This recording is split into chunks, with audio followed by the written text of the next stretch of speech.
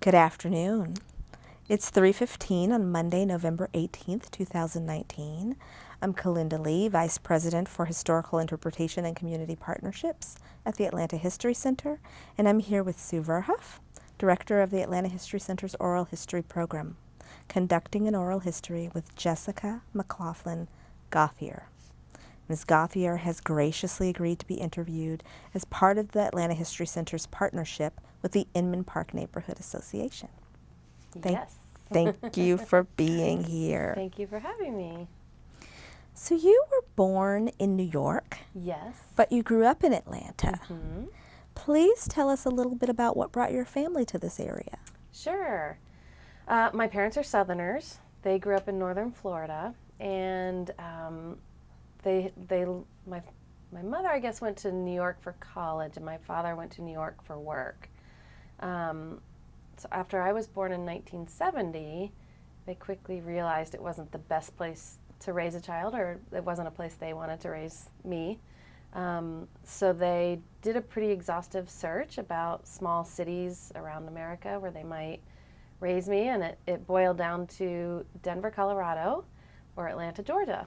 And the reason they chose Atlanta was because, like I said, they were Southerners, and most of their family was in the South still. So I believe we all came down for a couple of trips to Atlanta to look for houses, and they bought the house at 226 Elizabeth Street in Inman Park, and that's where they still live and where I grew up. So, yeah, pretty awesome. How old were you when your family moved? So I was born in October 1970, so I was just a little more than 2 years old. We bought the house in January of 1973.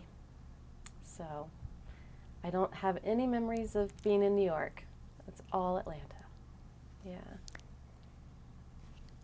So having said that, I am wondering, do you feel like a native Atlantan? And if so, what does that mean? Yeah, great question. You know, I've thought about this a lot because I've lived in places where being native is really important. And I always felt like I wasn't quite a native Atlantan because I wasn't born here. I do feel like a Southerner, but I didn't really feel like a Southerner until I left for college, went to New England. I was raised very aware of the struggles of the South and racism and classism, and I didn't really want to own that history myself. So I went to college in New England feeling very much like I wasn't a Southerner, and realized that I very much was, and very much an Atlantan. You know, really learned to love the history of where I grew up. I haven't lived in Atlanta since I was, I guess, in my mid-20s. So I've been gone for more than 2 decades, and when I come back, it's a place I'm really proud to call home.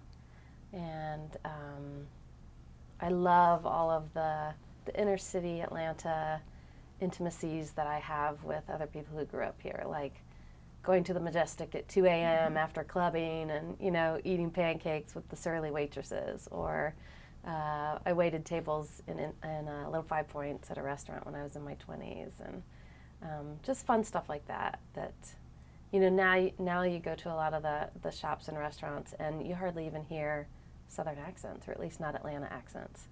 And, yeah, so I feel like it was really special. I'm intrigued by you speaking about going to New England and realizing that you were a Southerner and embracing that. Mm-hmm. And I'm wondering if you could dig into that a little bit more for us. What specifically do you think characterized being a Southerner for you? Well, the biggest thing was race diversity. At my college, which I was told was very diverse, it was 2% African American, which I guess for New England was very diverse. for Atlanta, it was very much not diverse. And so it was a little shocking to me, honestly. But it wasn't just that. It was the lack of an understanding of race relations with my classmates. I remember one of our RAs in our dorm was African American, and he was from New Jersey. But some of the white boys in my class referred to him as colored. I thought, wow, that's such an old word. You know, I don't think they meant it derogatorily, but you know, he had to educate them. And I thought, gosh, I thought I was coming to this place of like higher education and, you know, people in the know.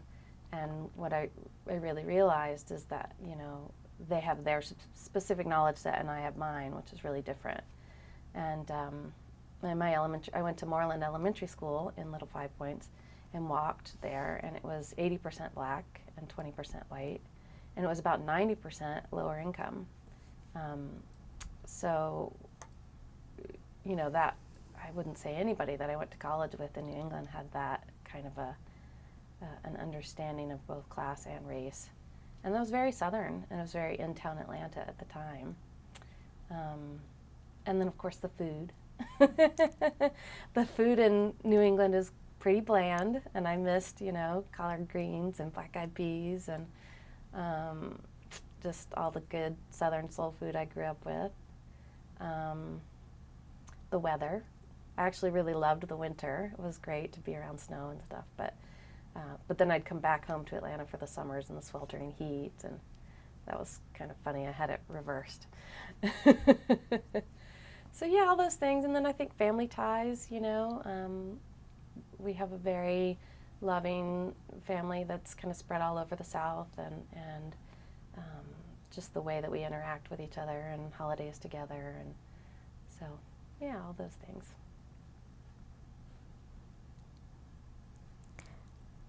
Another thing that you said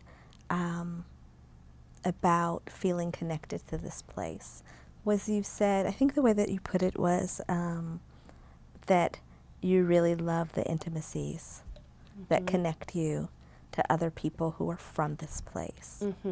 And I'm wondering if you could say a little bit more about that, both from your childhood and young adulthood. Okay. Let me think about that.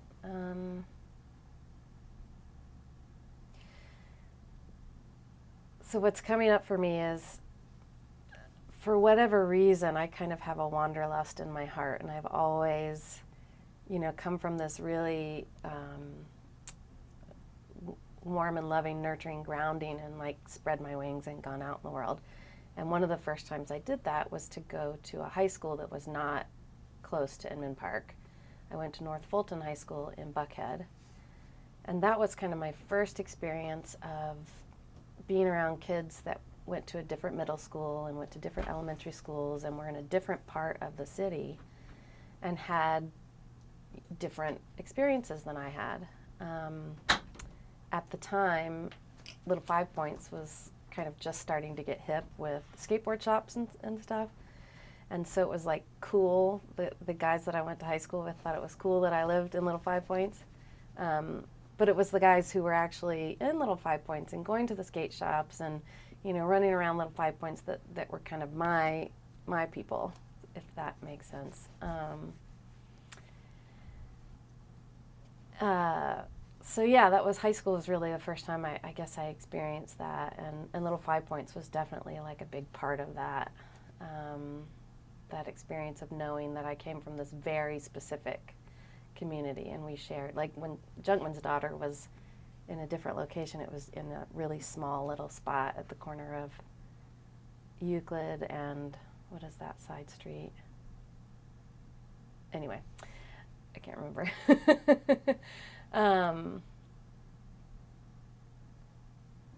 And most of the kids I grew up with went to Grady High School, and there's actually even there's a specific accent that I can almost pick up on that's like very specific to Inman Middle School and Grady High School and kind of this little part of downtown Atlanta. from when I was growing up. It's got a little bit of that kind of 80s or 70s skateboard, you know, kind of, and punk was a big thing then, and new age, you know, music, and yeah, I'm kind of not really being able to put my finger on what it is, but it's just so familiar to me, and you know, I can still see people that grew up with me back then, and maybe they weren't even close friends then, but now it's like we have this understanding of where we came from. That's really nice. So yeah, let's go back kind of in some chunks, if you will, developmentally. So if you could think back about your early childhood, and so maybe like preschool and elementary school period, more or less, tell me what the general kind of feeling culture was like in the neighborhood, whatever you can remember. Yeah, that's really easy. It was a lot of young families that were really gung-ho about renovating these old homes. That's what my parents were doing. Our house was constantly under renovation. There was a constant flow of carpenters and plumbers and electricians and drywall people, and you know, this hodgepodge of, you know, do-it-yourselfers, and all of our neighbors were doing the same thing. All of my friends in the neighborhood, their parents were all doing the same thing. We were all renovating these homes. And so it was a really big part of growing up there and what we all shared. And then there were all of the neighborhood events, you know, the festival and 4th of July picnics. There was just this incredible sense of helping each other and commiserating about the, you know, burst pipes in the winter, or, you know, learning about the newest, best method of hanging drywall over plaster, or whatever it was. You know, it was kind of this common conversation. And it was really rough and tumble, too. I mean, it was definitely, when I was a kid, it was a little bit of a rough neighborhood. There were rough elements. There were, you know, homeless wandering the streets, and there were crimes, and you know, the kids, we had to be coached about being careful, and again, that kind of fed into this whole idea of looking out for each other. There was an initiative, I'm pretty sure, that was with the Inman Park Neighborhood Association, where we all got whistles one year. There had been some crimes in the neighborhood, and so they handed out these safety whistles, and I actually remember it's a very pivotal childhood memory, where we were given these whistles, and I'm an only child, so I was, you know, often home alone if my parents were running errands or whatever, and I was really, you know, wanting to be responsible with my whistle, but wanted to be vigilant. Like, I really wanted to be a do-gooder, and you know. So I remember once my dad doing a quick errand. He wasn't gone for long, 10 or 15 minutes, and I was standing by the front door, which our front door is glass. And I had my whistle at the ready, and I'm looking up and down the street, you know. And one of our neighbors across the street, her dogs got into a fight, and I thought, oh, I should blow my whistle. And I thought, well, no, I shouldn't blow my whistle, because I've been coached that you blow your whistle, you know, certain circumstances, and a dog fight is not when you blow your whistle. So I didn't blow the whistle. And she came out, and she got her dogs, and everything was fine. But when my dad got home, you know, I wanted to be like, you know, I told him that I blew the whistle. And he got really upset, because you don't blow the whistle when dogs are fighting. So I'm getting reprimanded, but my dad is just this sweet, mild-mannered guy, and it was this very, you know, getting reprimanded by him is just the worst thing ever, and didn't happen very often.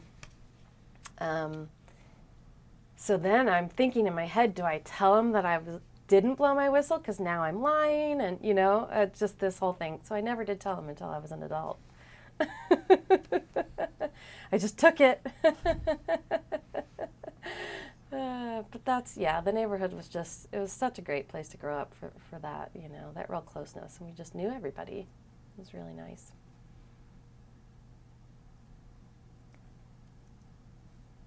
One of the things that you mentioned in passing as you were describing your young childhood in the neighborhood were events. Yes. And so my first question is, were you involved in any formal way ever in any of those events? Did you volunteer or perform or do anything like that? I did, yeah, for sure. I was in the parade a lot of times. I can't even remember how many times.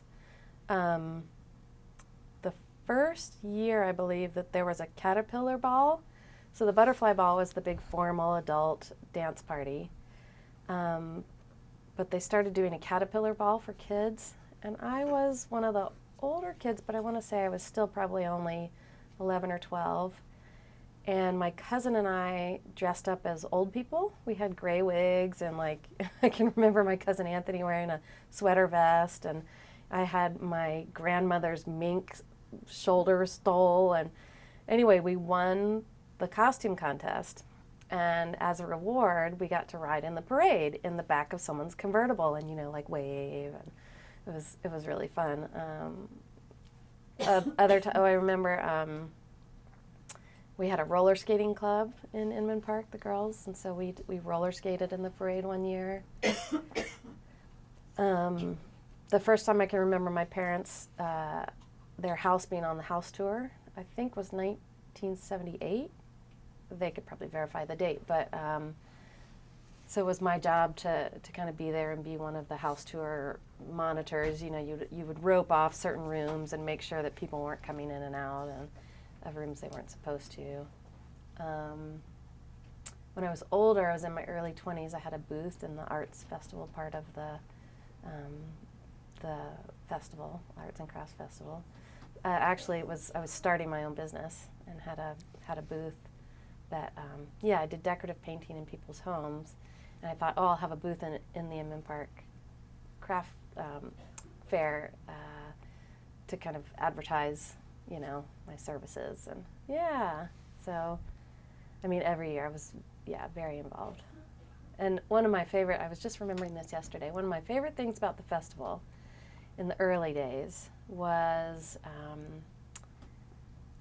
I want to say it was actually the Sunday night after the festival wrapped.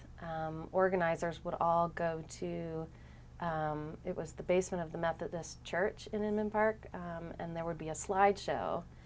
Or maybe it was a week later, but anyway, there'd be a slideshow of the festival. And so it was like this fun recap, and all the neighbors would be there, and we would laugh at funny photos. And, as a kid, of course, I was always looking for the photos that I was in. And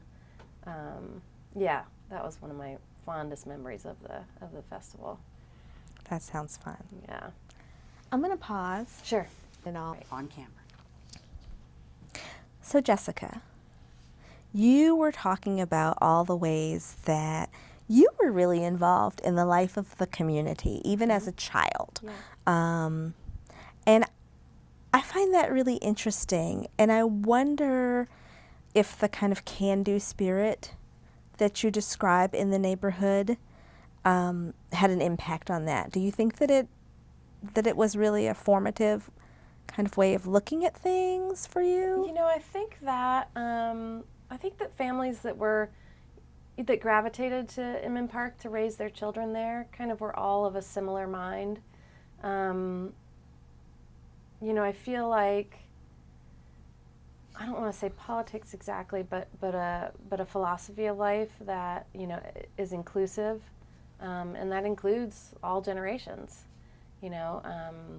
Kids were very valued. We were treated like equal members of families and of our community. I never felt talked down to or treated differently by anybody in the neighborhood. It was a very very equal rights on all kind of levels sort of an upbringing. So absolutely, the neighborhood had a lot to do with that. Yeah. So I was having fun listening to you talk about your early childhood. So I want to jump forward a little bit. Okay. And learn a little bit more. You began to talk about this, but to learn a little bit more specifically about your high school years and what that felt like in the community where you were growing, right? But also the community was changing and growing. Yes, yeah, it was. So let's see, after I went to Moreland Elementary School in Little Five Points, and then I would have gone to Bass High School for middle and high school, but it closed. So I went to Inman Middle School in Virginia Highlands. And then I made a conscious effort to not go to Grady High School, where most of my peers went. I went to North Fulton in Buckhead. My parents are educators, and my grandparents were educators, and so I grew up with this notion that, that I wanted to go to college, and that higher education was, unparalleled in New England. Like, that's really where I wanted to go. So I kind of had my sights on going to college in New England, and so I chose to go to a public high school that had the best test scores and the best reputation in Atlanta, and that was North Fulton, which is now closed, sadly. But it had a magnet program for international studies. But it was a 45-minute drive from Inman Park. So my parents were very supportive of that decision, but it took a little doing to get me there. So I had a friend in Candler Park who was also going to North Fulton, and next door to her lived a teacher who taught at North Fulton. So my father every morning would drive me to Candler Park to her house, and then the teacher would drive us to school. And then I went to ballet school at the Atlanta School of Ballet in Buckhead, so I would walk to ballet school, and then either my parents or another neighbor would carpool us back down to Inman Park. So yeah, I both felt very, like kind of an outsider at North Fulton, sort of like being in a foreign land. It was a little bit of an excitement for me to be around new people, and again, it really took kind of leaving Inman Park and Little Five Points and the whole culture around inner city Atlanta, and going to a school in Buckhead to really appreciate those places I had come from. And kind of, it's definitely where I grew up is more artsy and gritty, and much more kind of inner city than Buckhead, which was more upper class, even at the public school. Great people, and I made lifelong friendships there. Don't get me wrong, I loved it. I really loved it, but it was definitely different. And the community of Inman Park, it was changing. By that point, a lot of the homes had been renovated, and so when homes would sell, they, people moving in were more moneyed than those of us who had moved in the 70s. And so it started to change a little bit, but it was still, most of what I remembered. I was babysitting at that time, so I got to know some of the younger families with younger kids, but through babysitting. Yeah, I don't know if I answered your question.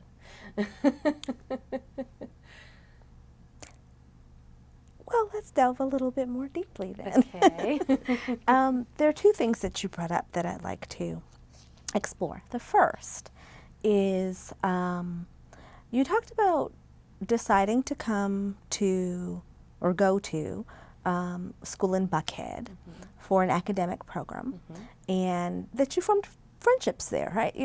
As most high schoolers form friendships around their school community, and you were taking ballet as well. Did a significant part of your social life continue to revolve around Inman Park? And what did that look like, if so? It didn't really. I really, the friends that I made in high school were more who I hung out with. Until really my senior year. It was my senior year in high school, and I was driving then and had more freedoms, and I kind of started running around more with kids who went to Grady who I had known from middle school, and yeah, a couple of the girls that I had grown up with. And I'm not really sure why that was. Maybe the luster of the Buckhead friends had worn off a little bit, or the differences that we had were maybe more exposed. In the summers, I remember a lot of my Buckhead friends would do big trips with their families and go to kind of exotic places, or like at Christmas break they'd go skiing, and I had never known anybody who had ever gone skiing at Christmas break before. That wasn't kind of the culture I came from. So it was really more in the summers and breaks and stuff when I'd kind of go back to the friends that I had before, and absolutely some of them are still friends now. Kind of collected friends at every stage from every place. Yeah. I think because I'm an only child, I always had friendships with adults in the neighborhood. I was raised by very adult parents, and always felt at ease with adults and talking to adults. So that certainly never changed. They were always really supportive and curious about what my life was like. And I just felt like I was raised by a whole neighborhood, really.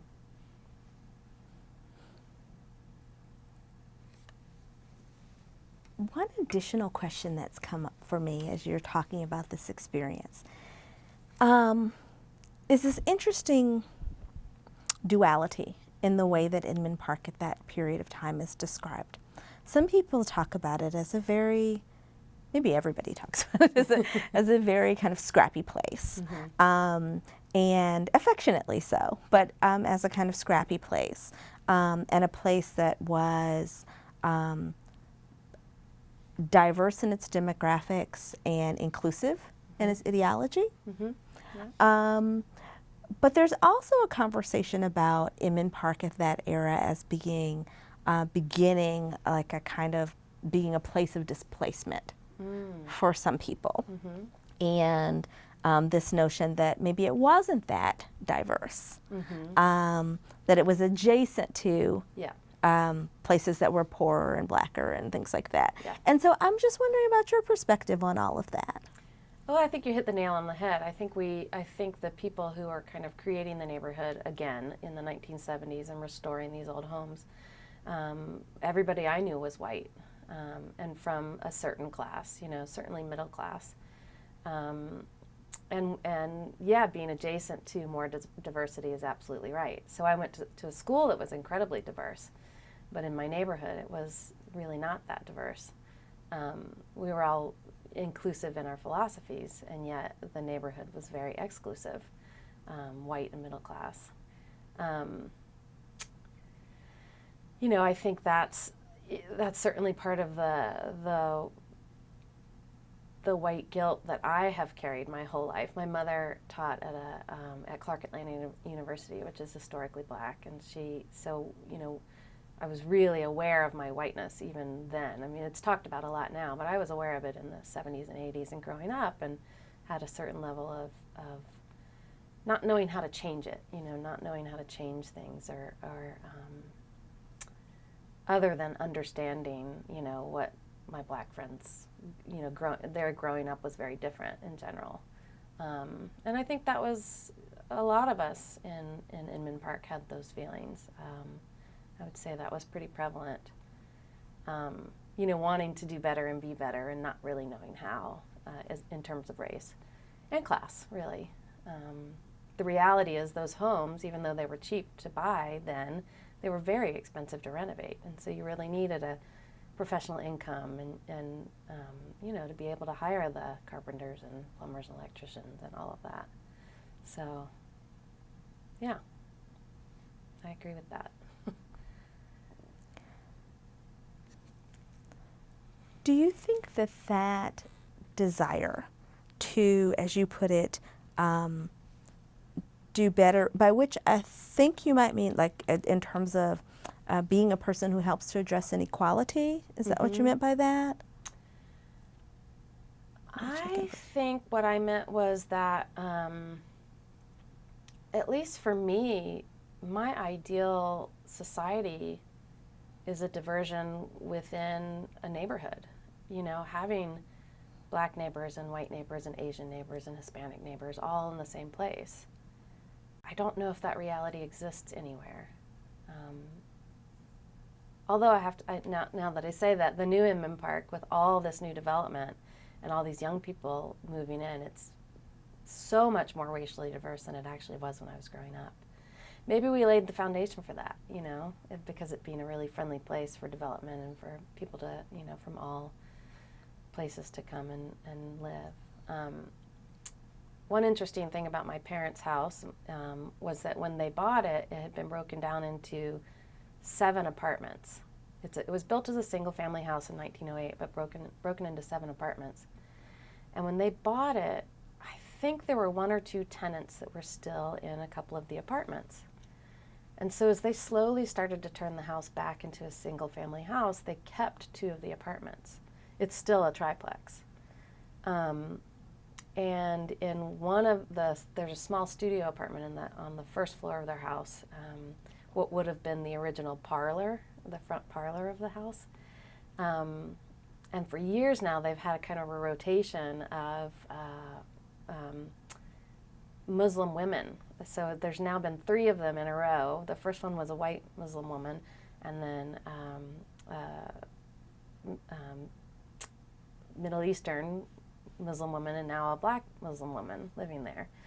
So, it's changing. It's that's actually the actual diversity that I think we wanted is happening.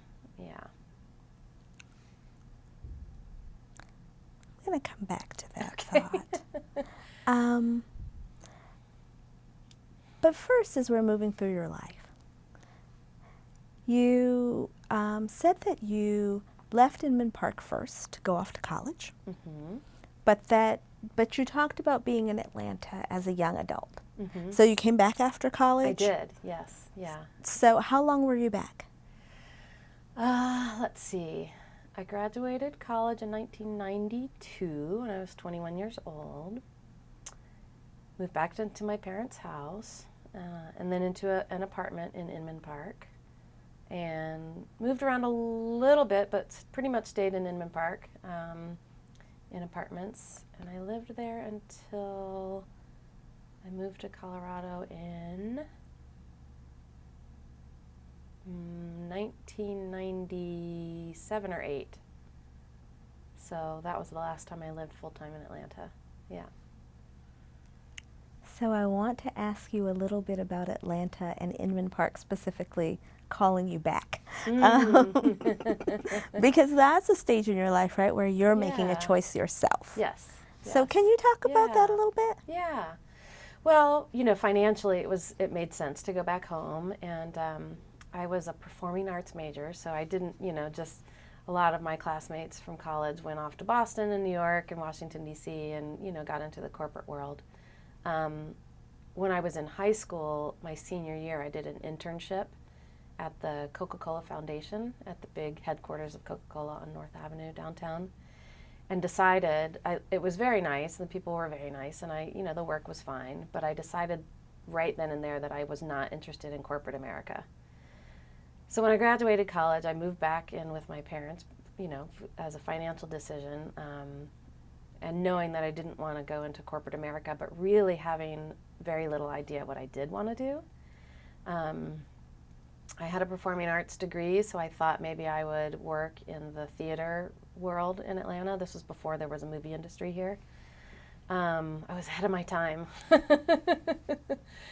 So when I got back here, I looked into the Alliance Theater and the Academy Theater. Those were kind of the 2 biggest theaters that had paying jobs. Well, the handful of paying jobs at both of those theaters had been wrapped up for decades, and nobody was letting go. So it became really evident that I was not going to make a living doing theater. So I thought, well, I'd do some community theater, as a volunteer, which I did. And living with my parents got really old really fast, and I just, I realized that freedom came with a job and money. So my first job back here was as a clerk at the in-town hardware store in Virginia Highlands on North Highland Avenue. And I ended up working there on and off for about 4 years.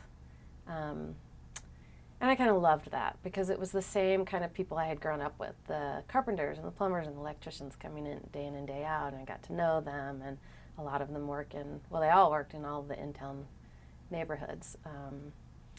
And I needed a little bit more money to help pay my rent, so I waited tables it was called the Baker's Cafe. It was a Cajun restaurant in Little Five Points.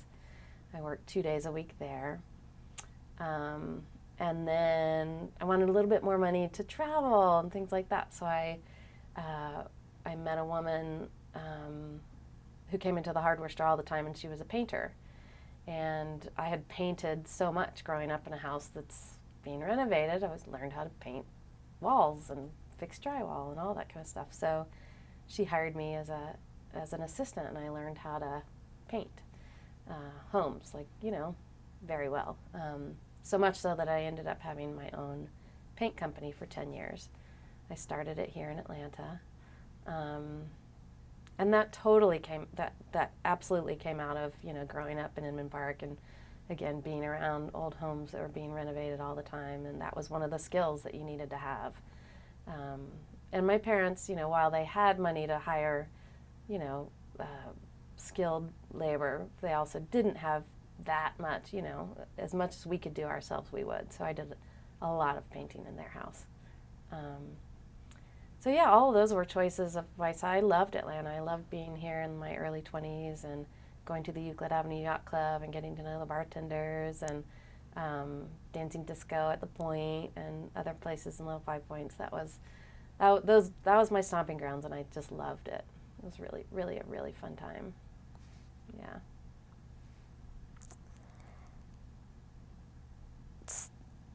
So in your life as a resident, as an artist, as a neighbor, are there iconic places and people in Inman Park that really come up for you, particularly in your young adulthood? Yeah,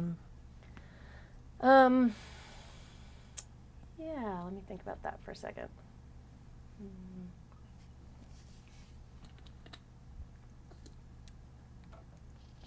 I mean, the iconic place was Little Five Points, and several businesses there that really, I think, made an impact on the neighborhood and on me.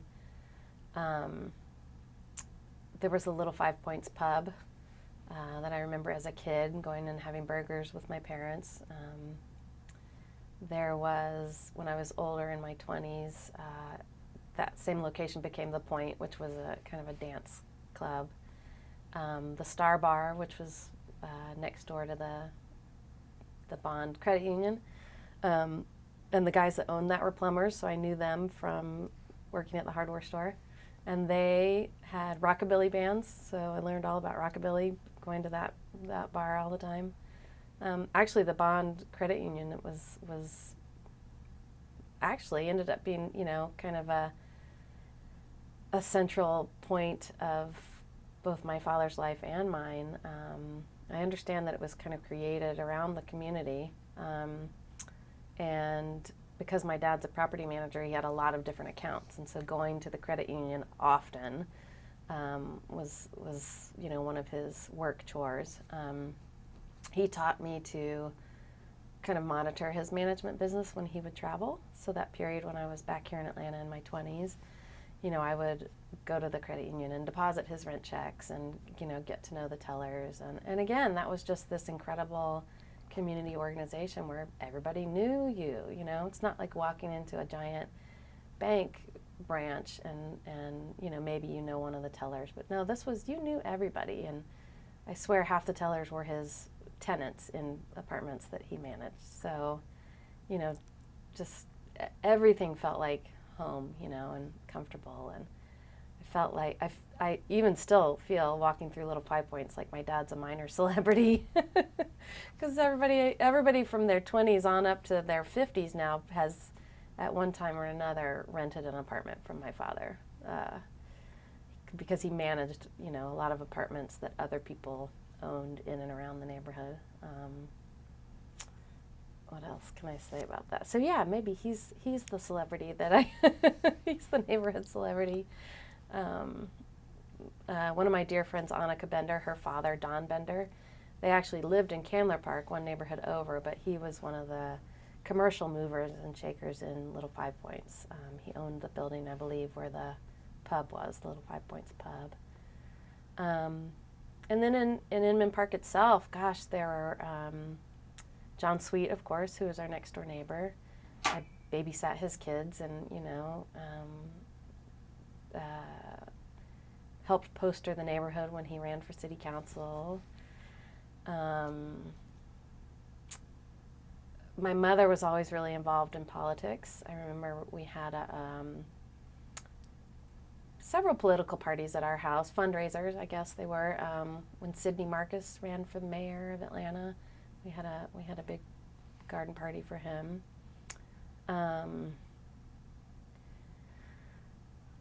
I kind of teased my mom that because when I was in my 20s and dating, and she asked me why I never dated doctors or lawyers or professionals, I said, well, first of all, I think they think I'm weird, but I really like a man that works with his hands. I think growing up with all those carpenters and plumbers and electricians at our house, so I married a carpenter. That was my first husband.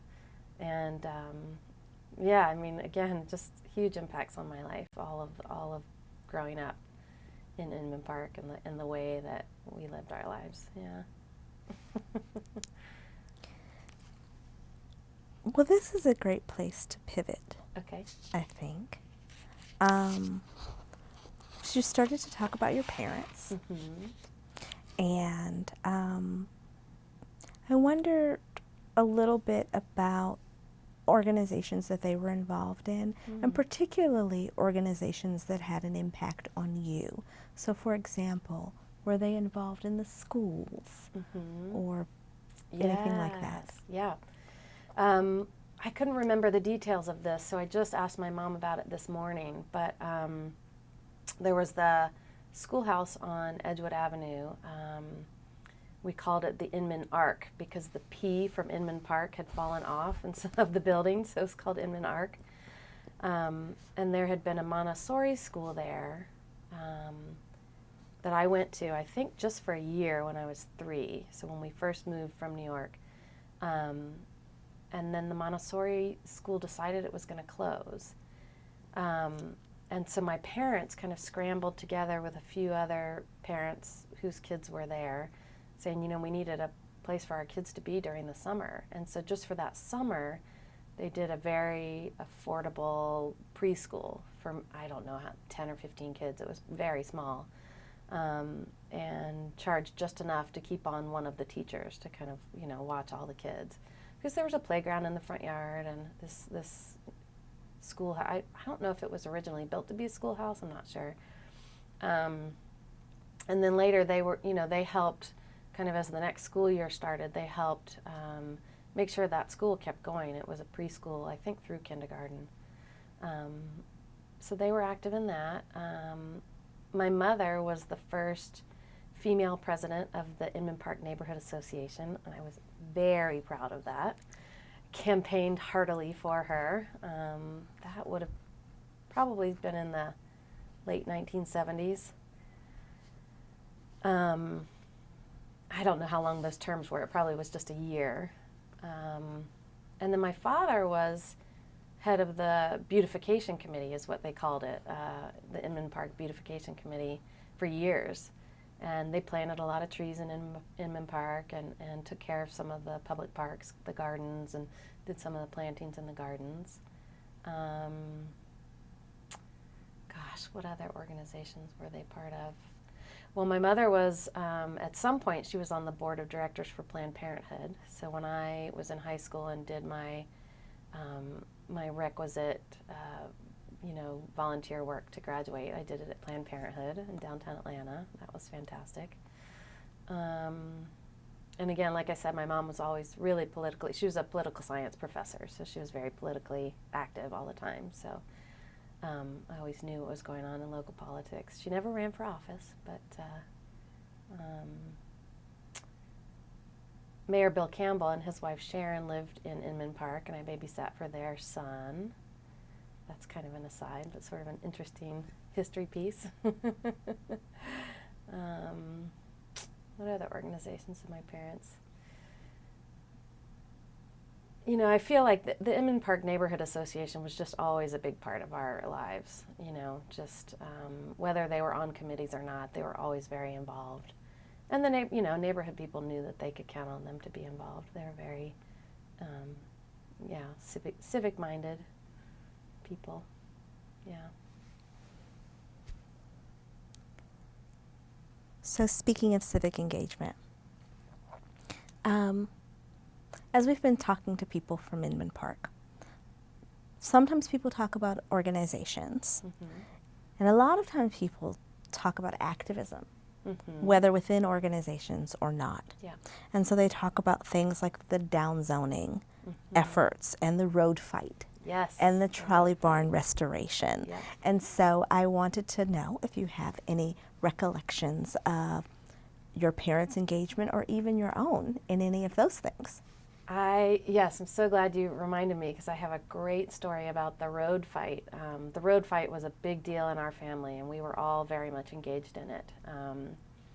You know, picketing and parades with signs and placards, and I don't remember how long it went on. It felt like a big chunk of my childhood, you know.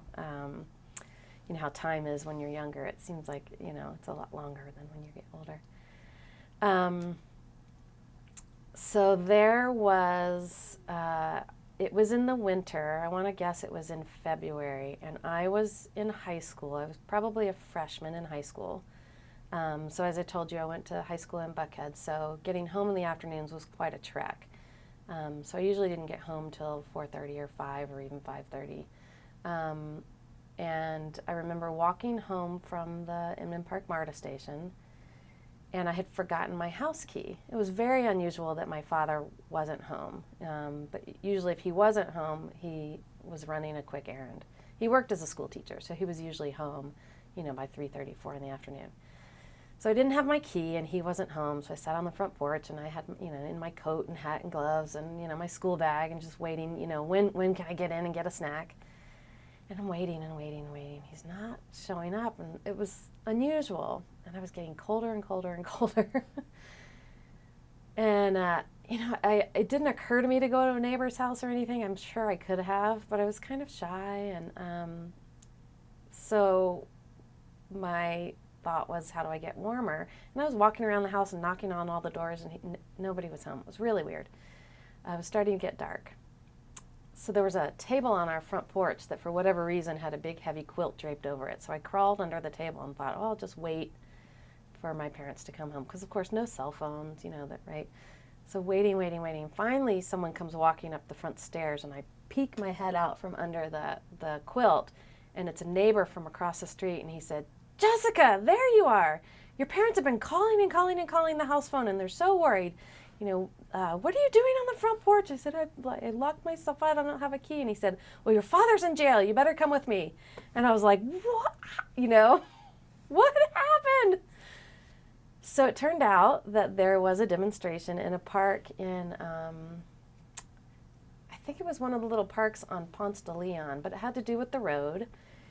And he just got a wild hair and climbed a tree that they were about to cut down and said, you're not cutting this tree, you know, and you know, he's got some funny stories about being in the tree and, you know, how they were talking to him and all that stuff. But anyway, they hauled him off to jail. And so, of course, my mother had to go and bail him out, and John Sweet also went to bail him out because John was an attorney and our neighbor. And he might have been there also. So, yeah, that's how I got locked out. My dad was climbing a tree to save it. Oh, that's what it was. They arrested him for breaking branches in a tree that was public property, in a tree that they were trying to cut down. Hilarious, right? Yeah. Yeah. So, yes, the road fight was really, really big in our family. John Sweet later got my dad's arrest records and blew them up and made them into a piece of art for me. That we still have, of course. Yes. I love that. I love that. It's like a big old extended family. Yeah. Well, obviously the road fight was a big issue facing the community. I'm going to turn forward a little bit and ask you what you think are the biggest issues facing the community now. Well, I just yesterday visited with a neighbor friend, Andy Rhodes, who I met when I was in my 20s, and he has lived in a couple different houses in the neighborhood, and it's traffic. Traffic is really, the population of the neighborhood with all of the new development, it's more than doubled. It's probably tripled or even quadrupled. So that's a big issue.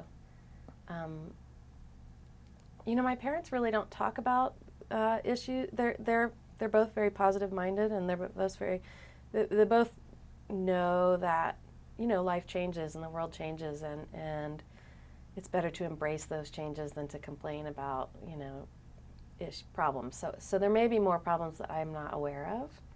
I know at one point infrastructure of sewer systems and water was kind of an issue, but I think that's really citywide. Lake Avenue used to flood terribly in heavy rains. It may still. That's right at the base of our block. It's actually, the neighborhood I think is safer, street crimes, than when I was a kid. Another story you might be interested in, it's from my childhood, if I may digress a little bit, just about the seedy side. So the house next door to us also had an apartment in it, and there was an older white man who was living there. He was a drunk, and his adult son and a friend of his son's came to live with him for a while. And I was probably 10 or 11 and I heard a gunshot.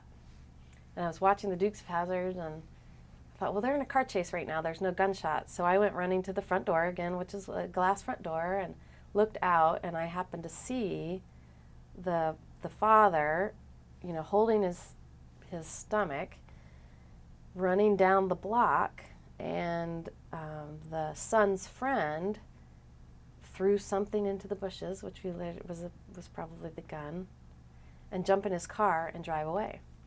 Several neighbors called the police, and the police came. Well, I was the only witness, so the police interviewed me, and it was really an interesting experience to have when you're that young. The father ended up, going down to there was the Austin Avenue Buffet, which was a bar that was down on Lake Avenue, and he stumbled into the bar, and someone got him an ambulance, and he didn't die. He was okay, and he didn't even press charges apparently. But that's how, it was seedy. It was definitely, when people say, it really was. And now, now there are so many bars and restaurants around my parents' block, but it feels safe, and I think the occurrence of crime is a lot less because there are people around all the time. When I'm home visiting, I stay in my old bedroom, which is on the street side of the house, and I was definitely kept up Friday night by people walking by, to and from the bars, and those little scooters that are around the neighborhood. I understand that's a problem. But I kind of like a lively, if I tried to live in that bedroom full time, it'd probably be more of an issue, the street noise and stuff. But it's kind of exciting for me to come back to the city and experience those changes. Yeah, and I know they enjoy walking to the market and, being able to walk to restaurants and right in their neighborhood. That, it never was that way. So that's, it's kind of like the city came to them.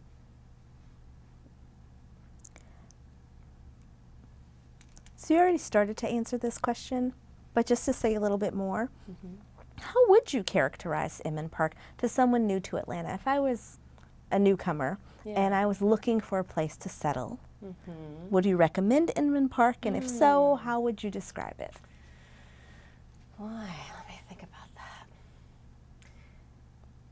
I think in terms, I work as a realtor, so I think in terms of real estate and about the homes and the actual physical presence of the neighborhood. So I would describe it as it's an elegant turn of the last century neighborhood with these beautiful old Victorian homes that were renovated in the 70s and 80s. and probably renovated again in the 2000s, most of the homes. It's very expensive. But I think it's definitely a place for someone who appreciates art and crafts, architecture,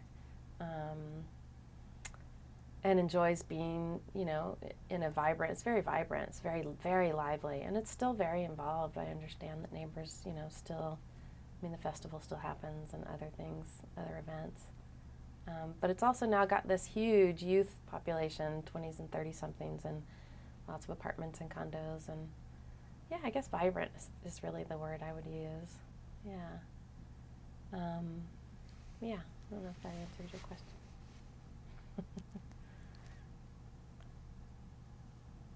Do you have a favorite Inman Park memory that you haven't shared yet? I can remember the July 4th picnics used to be in Poplar Circle, and that's the park at the corner of Waverly Way and Euclid Avenues.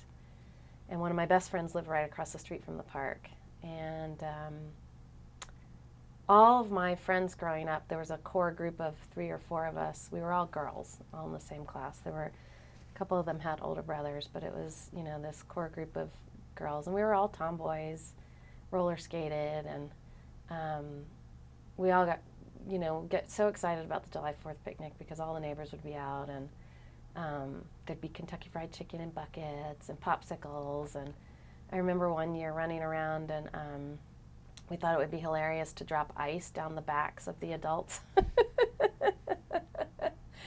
And again, nobody got pissed off. Everybody was really had fun with it. And that, when I think back about, there's so many individual memories. I couldn't possibly pull them all up. But that image of just being a kid and, sweaty in July in Georgia, and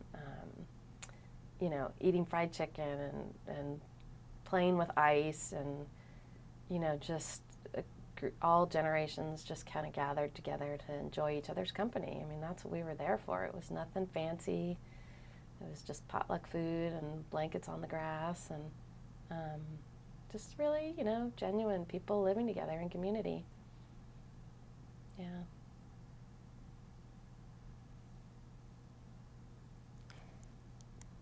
Is there anything that you feel is important to share as part of this interview that I have not asked you? Let me think about that for a minute.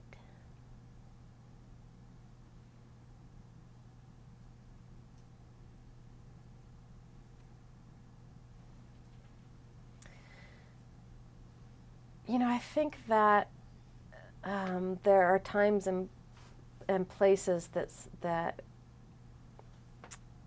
sort of define an era. And I love that Inman Park was chosen for this project because I think it defined an era for me, certainly. But the way that people came from lots of different places into Inman Park in the 60s and 70s and early 80s, recognizing the beauty of the neighborhood and the homes in the neighborhood, and recognizing that it was a place that really needed to be restored. And then, the community that kind of grew out of that desire to keep the art and the culture of the neighborhood alive, of the homes. It really is the homes are the foundation of it all. It's something that's hard to replicate. As an adult, as I've moved throughout the world, I've tried to recreate it because it was so magical. Just that balance of community and love and support and art and hard work and civic mindedness, all of that. It's been really hard to recreate.